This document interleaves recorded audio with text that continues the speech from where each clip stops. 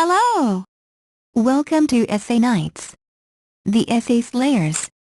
My name is Julie and I will be your instructor as we read through Pride, Prejudice, and Vanity essay. The article source is embedded in the video description below. Feel free to read along. Please note that you can get a custom, plagiarism-free essay for as little as $10 a page at Essay Nights. The link is in the description. For 200 years Jane Austen unregistered trademark S novels have been read, reread, dog-eared and bookmarked. They have been opened with smiles and closed with reluctant sighs, picked up and not put down again until every word has been read, cherished, and safely secreted away within the reader. Austen unregistered trademark S novels are each a rich bouquet of themes, motifs, and imagery. Perhaps most prominent of these themes is Austen unregistered trademark S depiction of love in the face of potential lovers unregistered trademark Pride, Prejudice, and Vanity.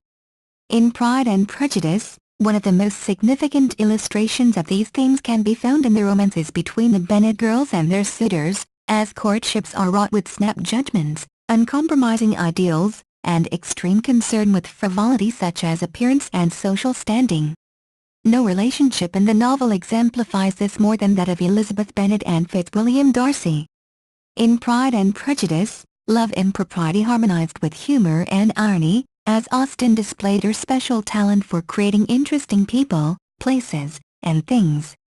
Through ironic humor, cynicism, and rapier-like puns, the techniques employed by Austen to name items in her novels provide significant insight into the characters, serve as a subtle means for social criticism, and prove a successful comedic device, creating humor out of the mundane and displaying love in the most unlikely places.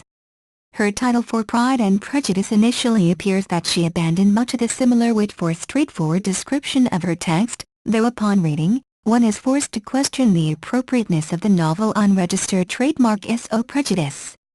While it can said to be in Darcy unregistered trademark S general contempt for the lower social classes, it is really more his own vanity that makes him crave status so.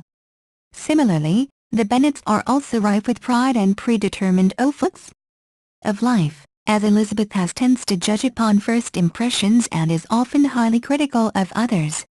However, the title speaks to something greater than the words themselves, and really speaks of the flaws of most humans. The meanings that Pride unregistered trademark and Prejudice unregistered trademark acquire are related to the central theme of all of Jane Austen unregistered trademark S novels, the limitations of human vision. Zimmerman 65. This limitation of human vision, the inability to see moral and actual existence clearly, not only leads to pride, prejudice, but also vanity. Through the less than clever Mary Bennet, Austen gives her delineation of vanity and pride. Vanity and pride are different things, though the words are often used synonymously. A person may be proud without being vain. Pride relates to our opinion of ourselves, vanity to what we would have others think of us. Austen. The romance between Lizzie and Darcy is not unlike Jane Bennet and Mr. Bingley unregistered trademark S in that the lovers share similar personalities and ultimately find great joy in being together, although it does differ in the course it takes, hindered by the pride and vanity of each. While Jane and Bingley were immediately enamored with each other, Lizzie and Darcy begin the novel as ultimately, Lizzie and Darcy unregistered trademark S love epitomizes ardor and devotion in spite of pride and vanity of each, however prejudice may be a misnomer.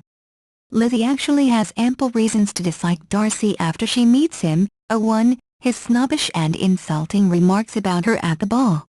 2. His attempt to break up the romance between Jane and Bingley. And 3. His alleged injustice to Wickham. Faults 186. However, her disposition exemplifies her vanity, not prejudice, and her vanity is apparent throughout the novel. When Lizzie writes to Mrs. Gardiner to inform her of the engagement she writes, I am happier even than Jane. She only smiles, I laugh. 250. Though Lizzie is happy, her vanity lies at the root of what she says, and, it is clear that vanity here applies, not to the impression Elizabeth wants to make on others, but to her own opinion of herself. Dooley 188. She is happy, after abandoning her initial judgments of Darcy, however she still compares her happiness to that of her sister. Through the two romances of Jane and Lizzie, Austen has painted a portrait of the good and of the great and how vanity often leads to greater significance in relationships. While the love between Jane and Bingley is sweet and honest, the love between Lizzie and Darcy is real, visceral, and passionate. One produces a smile, the other a rapturous laughter that only fills the void where words prove lacking.